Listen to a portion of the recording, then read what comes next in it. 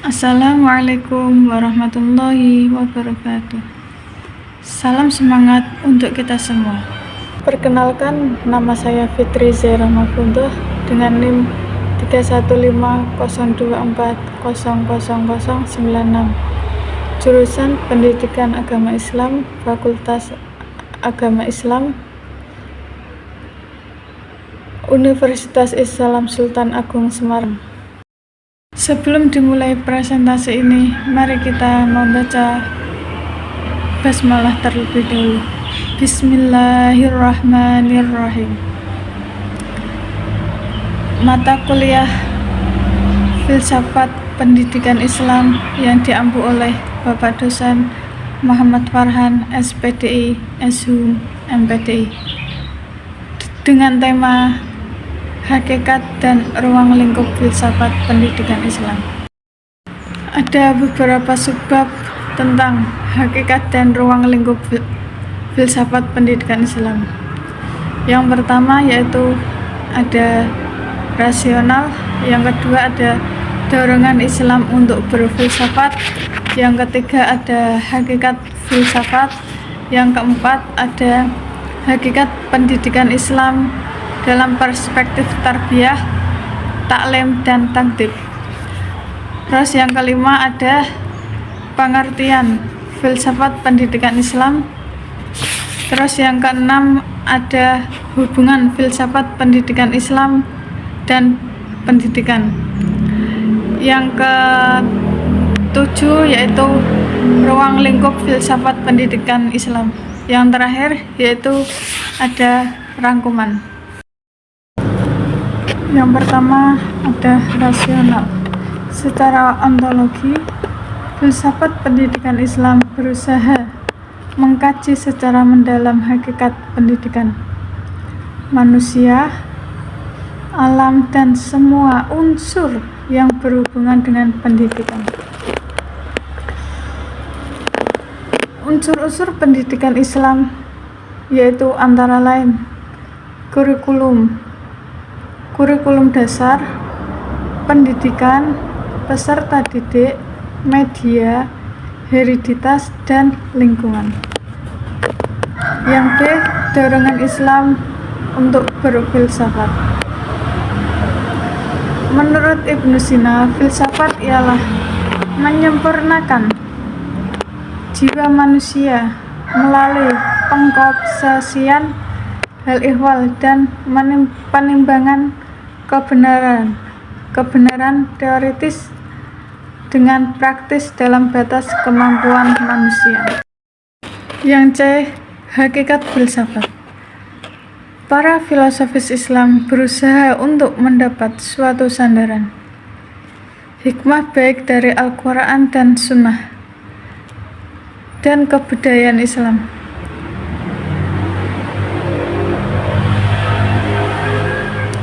Dalam Al-Quran disebut, barang siapa diberi hikmah, maka ia telah diberi kebaikan yang banyak. Dalam surat Al-Baqarah ayat 269. Nabi SAW bersabda, ambillah hikmah itu dari manapun datangnya. Sabdanya yang lain yaitu, hikmah itu merupakan benda yang hilang bagi orang mukmin. Maka siapa yang menemui barang itu, ia memungutnya dimanapun ia jumpai atau ia temukan. Dari ayat dan hadis di atas dapat kita ambil atau dapat kita jelaskan bahwa seseorang yang mendapat hikmah pasti akan menjadi kebaikan, bijaksana, dan arif.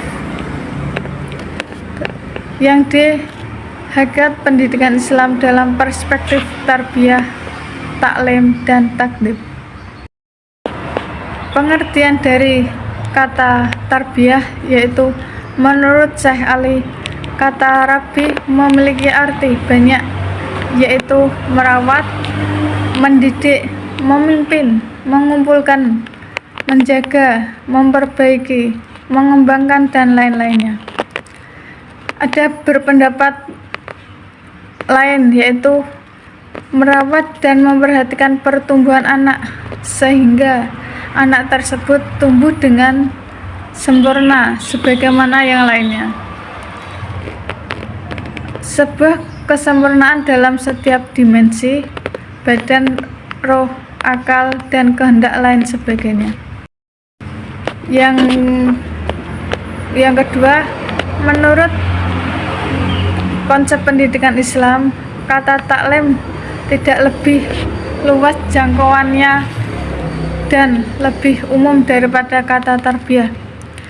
Hal itu dapat dilihat bahwa Rasulullah SAW diutus untuk menjadi mu'alim atau pendidik. Yang ketiga, pengertian dari takdib menggambarkan bahwa pendidikan Islam dalam keseluruhan esensinya yang fundamental, yaitu kata takdim. Dengan istilah ini mencakup unsur-unsur pengetahuan, pengajaran, dan pengasuhan yang baik. Yang selanjutnya yaitu pengertian filsafat pendidikan Islam.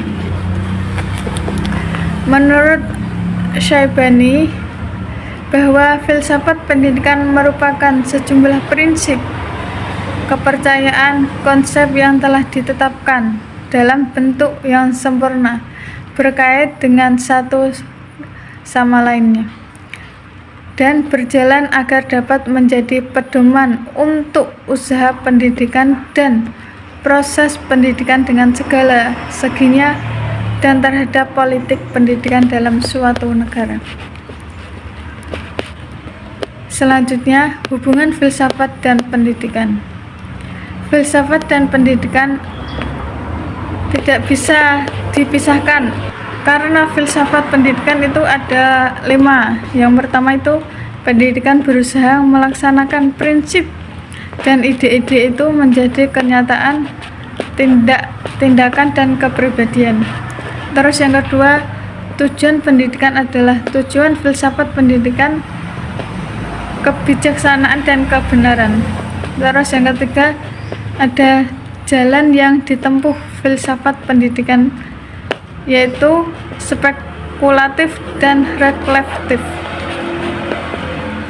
Terus yang keempat, ada filsafat pendidikan memberi ide-ide terhadap praktek pendidikan, dan sebaliknya praktek pendidikan dapat menjadi acuan dalam perbaikan dan konstruksi kembali ide-ide tersebut. Terus yang kelima, apa yang dicapai dan dilaksanakan pendidikan tentu sangat tergantung kepada latar belakang nilai-nilai filsafat yang abadi dari suatu bangsa.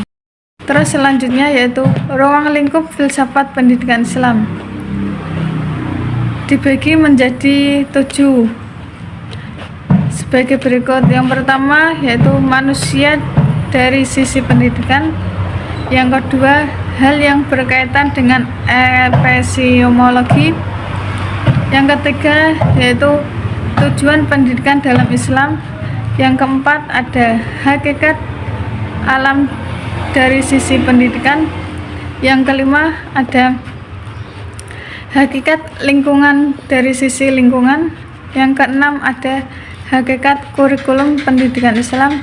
Yang terakhir yaitu hal-hal yang berkaitan dengan aksiologi.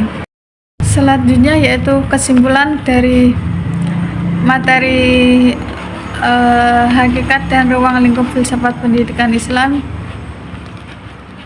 adalah hakikat pendidikan Islam dalam arti luas, yaitu kehidupan pendidikan Islam. Karena setiap apa yang kita alami, yang disengaja maupun tidak disengaja, Islam menganjurkan untuk mengambil hikmah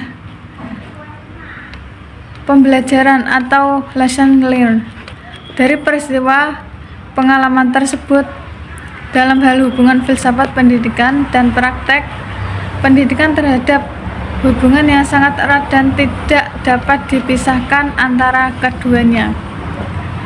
Dari perumusan ontologi pendidikan Islam, hakikat tarbiyah ta'lim dan takdim. Maka melahirkanlah ruang lingkup bahasa filsafat pendidikan Islam. Sekian dari saya. Mohon maaf apabila ada kata-kata yang kurang. Saya minta maaf.